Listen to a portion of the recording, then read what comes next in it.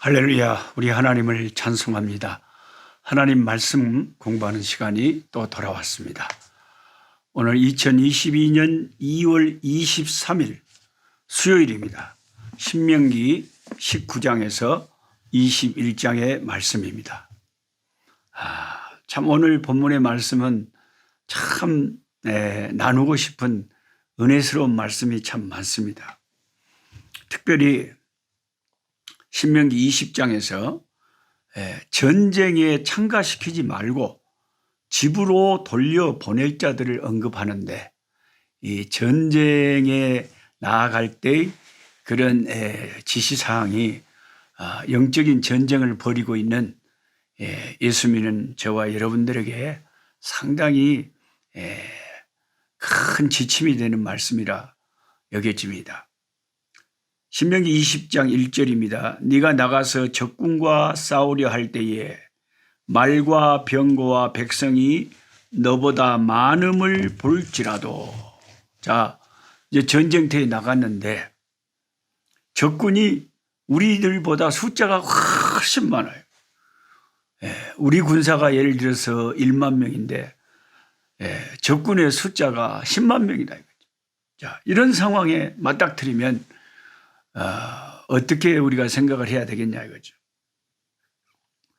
네가 나가서 적군과 싸우려 할 때에 말과 병거와 백성이 너보다 많음을 볼 때에 그러면 어떻게 해야 되느냐. 그들을 두려워하지 말라.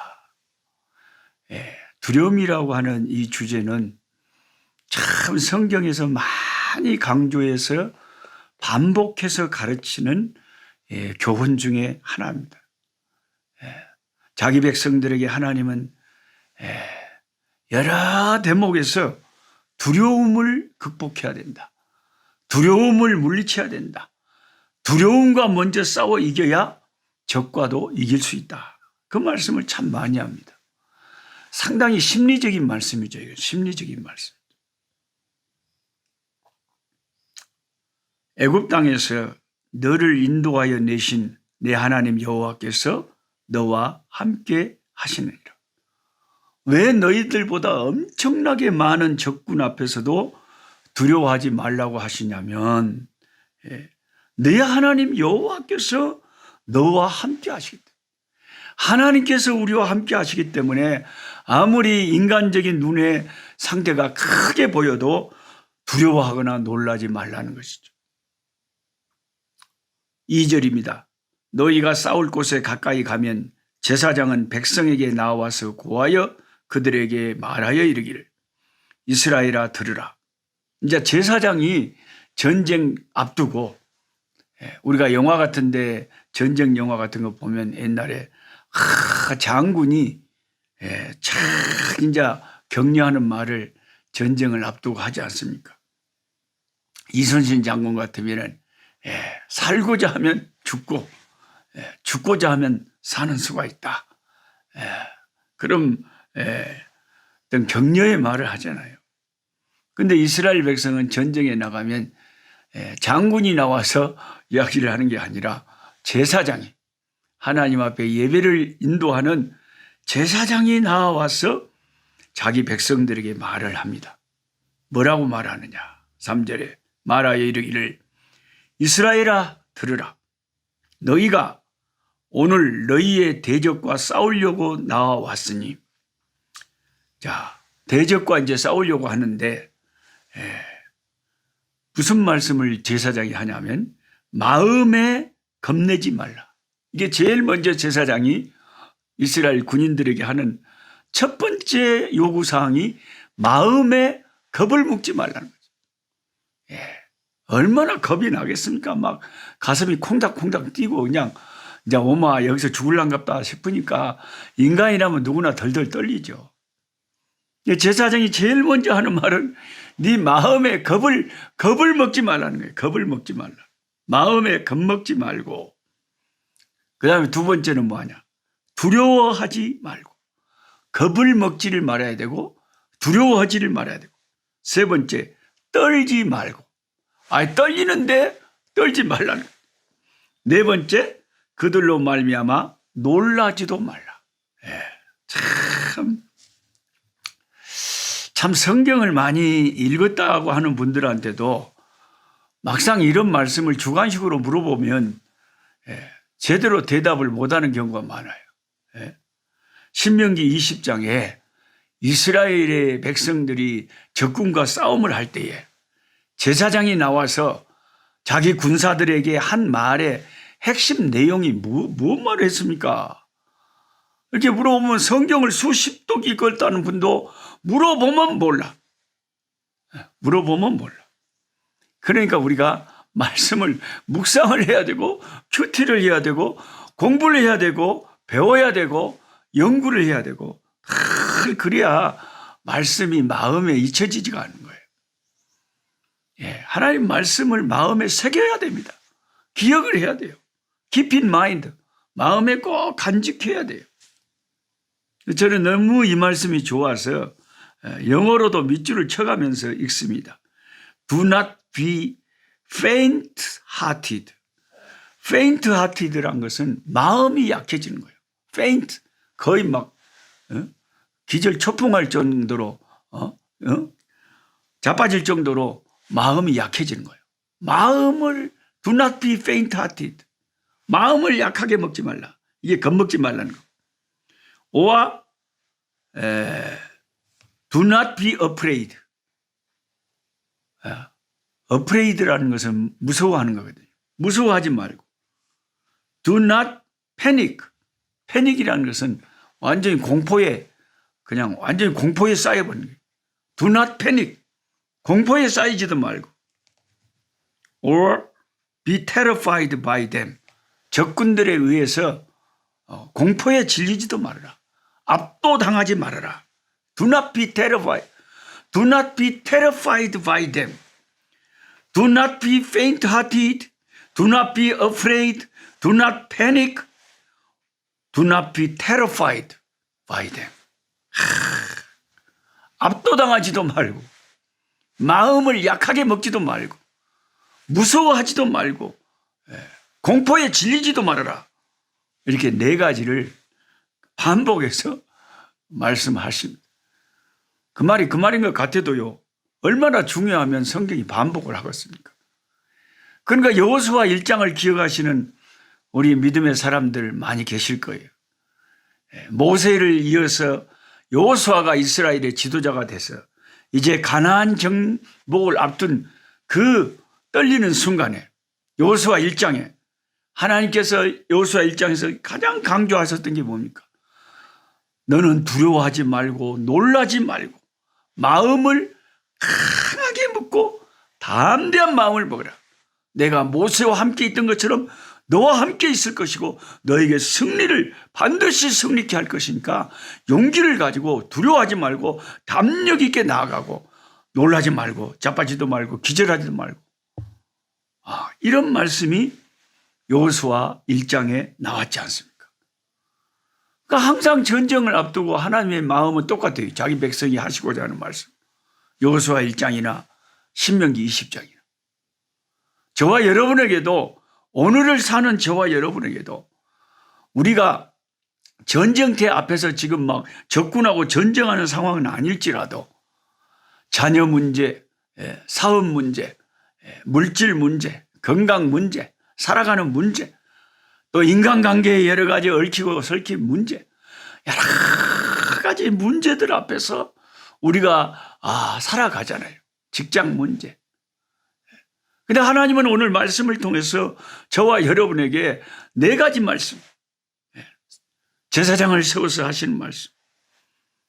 마음에 겁내지 말아라. 마음이 중요하다는 거죠. 마음에 겁을 먹지를 말고 두려워하지 말고 떨지 말고 그 적들로 말미암아 압도당하지 말라. 놀라지 말라. 그 말이에요. 할렐루야. 얼마나 하나님 말씀이 우리에게 힘이 됩니까? 이것이 하나님께서 나에게 해주고 싶은 말씀이구나.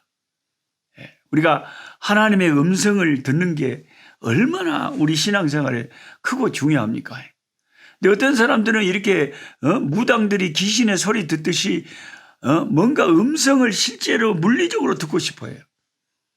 그러나 개혁주의 건전한 신앙을 가진 사람들은 이미 완성된 이 성경의 말씀, 하나님의 말씀, 성경을 통해서 매일매일 하나님의 말씀을 듣고자 하는 것이 가장 건강하고 안전한 신앙이다.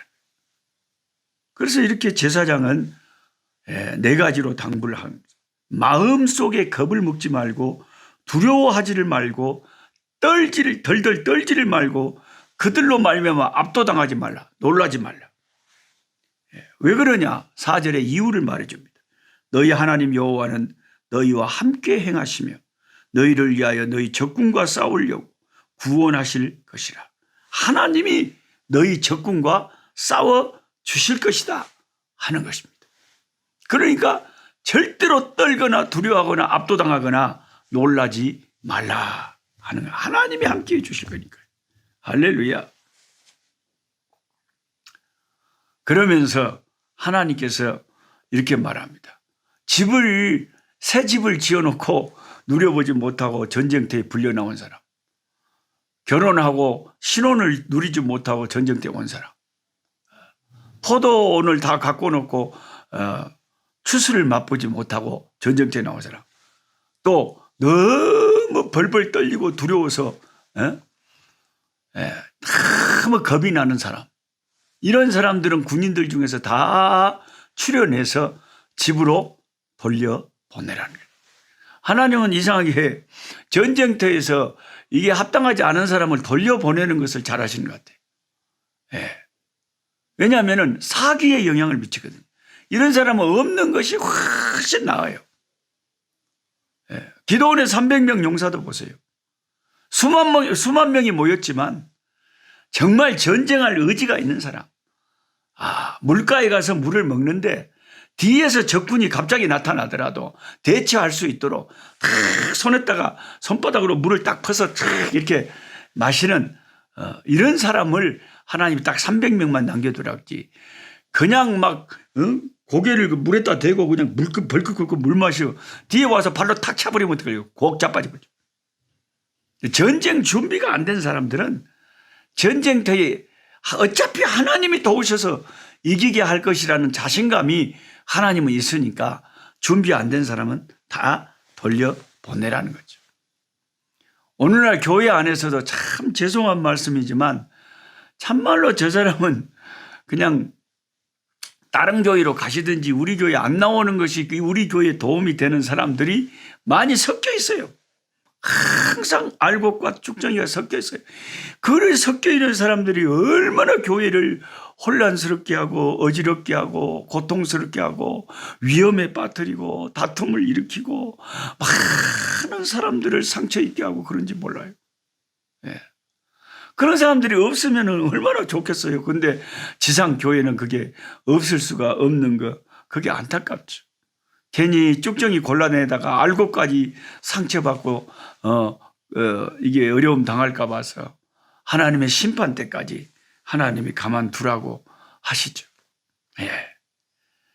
전쟁터에서는요, 싸울 준비가 안 된 사람들은 차라리 없는 것이 훨씬 나아요. 할 수 있는 사람들과 힘을 합해서 하는 게 훨씬 낫습니다. 숫자가 많다고 다 이기는 게 아니에요. 한 사람이 100을 당하고 두 사람이 천과 만을 당하는 이런 역사가 중요한 것이죠. 그 다음에 신명기 21장에는 범인을 모르는 살인사건이 났을 때 어떻게 할 것인가. 참 이런 문제를 다 다루고 있어요. 진짜 성경을 그래서 우리가 저와 여러분처럼 1년에 한 번씩 창세기부터 요한계시록까지 모든 말씀을 이렇게 골고루 하나하나 유심히 살펴보면서 하나님 말씀을 상고하는 것이 잘하는 거죠. 왜냐하면 자기가 좋아하는 말씀만 편식을 하면 우리의 신앙이 건강하기가 힘들다는 거예요. 편식하는 아이들 건강하지 못하는 것처럼 똑같은 거예요. 이런 말씀들은 얼마나 우리 현대 교인들이 새겨드려야 될 말씀입니다. 자기 동네에서 살인사건이 일어났는데 누가 죽였는지 몰라요. 그러면 성경이 지금 21장이 가르치는 것은 거기에서 시시하고 누가 죽였는지 모르니까 내 책임 아니다 하고 가만 놔두면 안 된다는 거죠. 그것은 그 살인사건이 일어난 데서 제일 가까운 동네 성읍의 장로들, 지도자들이 책임을 져야 된다. 책임을 지고 범인을 찾으려고 애를 써야 되고 못 찾을 때는 그 범인을 대신해서 그 속죄의 이 의식을 치러야 돼요. 송아지를 갖다가 잡아서 송아지의 목을 꺾고 레이인들을 불러서 하나님 앞에 그 속죄 대속의 의식을 치러야 돼요. 그냥 넘어가면 절대 안 됩니다. 사람의 생명이 죽었는데 모른 체하고 내가 안 그랬으니까 그걸 넘어가서는 안 된다. 이것은 뭘 말하냐면 미제 살인 사건을 자기 공동체에서도 분명히 책임을 지고 뭔가를 해야 된다는 것은 뭐냐면 하나님의 백성들은 내 일이 아니라고 해서 내가 안 그랬다고 해서 우리 공동체 안에서 일어난 일을 내몰라라 하면 안 된다는 것입니다. 지금 한국의 선거가 한참이잖아요. 예수 믿는 그리스도인들도 적극적으로 나서서 나라에 조금이라도 공동체에 도움이 되는 선택을 하고 판단을 하고 적극적으로 투표를 해야 된다는 거죠. 우리 나라가 어찌되든가 말든가 가만 놔둬버려서는 안 된다는 거죠. 물론 나라를 위해서도 기도하지만 제가 어제도 말씀드린 것처럼 내가 원하는 후보가 되게 해달라고 기도하는 것은 조금은 잘 생각해보고 기도하시라. 왜냐하면 내 생각이 완전하지를 않기 때문에. 우리의 판단, 정치적인 판단은요, 내가 자라난 그 지리적인 환경, 동네, 지연, 학연, 내 개인적인 성향, 내 개인적인 뭐 여러 가지가 다 이게 엉키고 설켜가지고 내 정치적인 성향이 드러나는 거예요.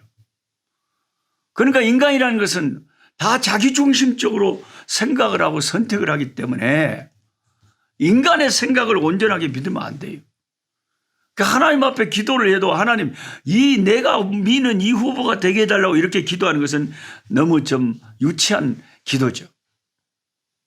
왜냐하면 하나님께서 더 잘 아시잖아요. 그러니까 정 기도하고 싶으면 하나님 제 생각은 이런데 하나님 제 생각대로 하지 마시고 제가 투표하는 대로 하지 마시고 아버지께서 원하시고 아버지께서 기뻐하시는 뜻이 우리나라에 우리 민족에 일어나기를 소원합니다. 우리 민족에 유익한 결과가 있게 하여 주시옵소서. 이렇게 기도하라는 것입니다. 정말 예수 믿는 사람들이 많을수록 바른 예수 믿는 사람이 그 사회에 많을수록 그 사회가 더 정의롭고 바르고 더 복받는 일이 일어날 수밖에 없는 것입니다. 우리는 빛이고 소금이기 때문에 그렇죠. 그 3.1 운동 때 그 3.1 운동에 그 참 깃발을 높이 들고 33인의 우리 그 일을 주도했던 33인 중에서 3분의 2 이상이 그리스도인이었다. 예수 믿는 백성들이 나라를 그렇게 애국자가 된다는 거예요. 예수님을 사랑하는데 애국자가 안 되는 사람 거의 없겠죠. 제대로 예수 믿으면 자기 민족을 자기 나라를 사랑할 수밖에 없어요. 참으로 아주 단세포적인 어리석은 사람들은 태극기 들고 막 광화문에 가서 어떤 목사 따라가는 그것만 애국이라고 생각하는데 태극기 안 들어도 다 예수 믿는 사람들은 나라를 위해서 참 안타깝게 기도하고 사랑하고 다 애국자들이에요. 여러분 그렇게 단세포적으로 그렇게 쉽게 생각하지 마세요.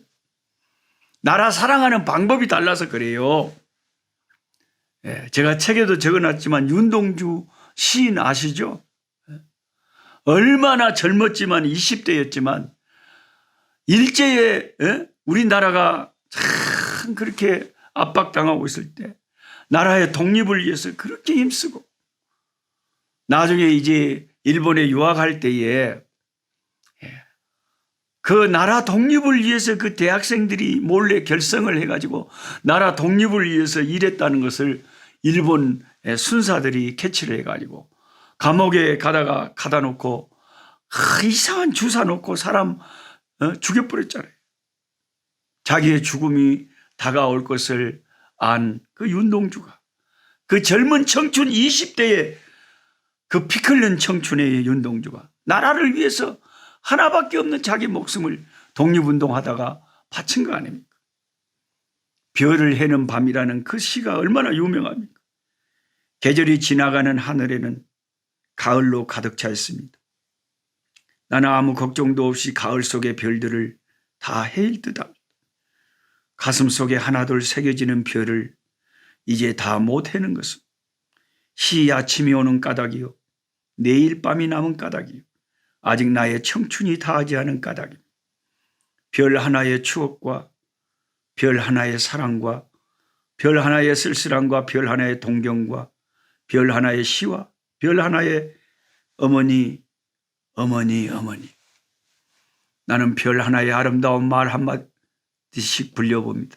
수학교 때 책상을 같이 했던 아이들의 이름과 폐경옥 이런 이국 소녀들의 이름과 벌써 애기 어머니 된 계집애들의 이름과 가난한 이웃 사람들의 이름과 비둘기, 강아지, 토끼, 노새, 프랑시스 잠, 라이너 마리어 릴케 이런 시인의 이름을 불러봅니다.